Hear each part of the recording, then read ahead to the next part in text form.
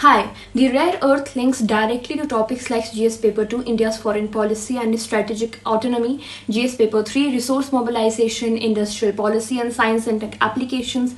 Mining and processing rare earths causes serious pollution like radioactive waste and groundwater contamination. So there's a dilemma. Clean energy technologies depend on materials that are environmentally dirty to produce. Now this is a classic UPSC theme, sustainable development versus economic growth. What are rare earths? Rare earths are not actually rare. They are a group of 17 metallic elements from lanthanum, atomic number 57, to lutetium, atomic number 71, plus scandium and yttrium. They have special properties, high density, high melting point, and excellent conductivity, which make them vital in high-tech applications. Smartphones, electric vehicles, wind turbines, MRI scanners, lasers, defense equipment, and then green energy technologies like battery and solar panels, etc. So, rare earths are the vitamins of the modern technology used in small amounts but absolutely essential.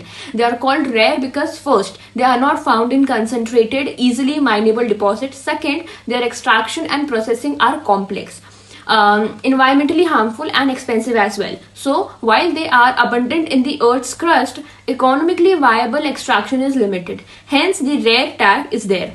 According to the International Energy Agency, over 60% of global rare earth mining and more than 90% of processing happens in China. This makes China the monopoly player in the rare earth supply chain. This dominance gives China enormous strategic leverage, particularly in its trade war with the US. For example, China can threaten to restrict exports of rare earths, which are critical to US industries like electronics and defense. This is why the article calls rare earths China's trade weapon. Now, recently, China announced restrictions on exports of certain rare earth metals like holmium and erbium, citing environmental reasons, but actually signaling a strategic intent, especially amidst tension with the US. This move impacts global supply chains in electronics, renewable energy, and defense. For India and others, China's control is both a risk and a lesson. It pushes countries to diversify sources like Australia, the US, and Africa. India has been expanding production through India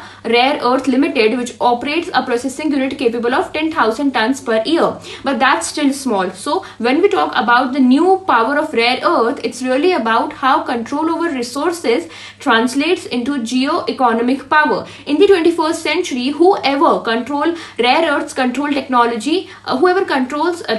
they control technology, energy, defense, energy security, defense. So this is it. Thank you.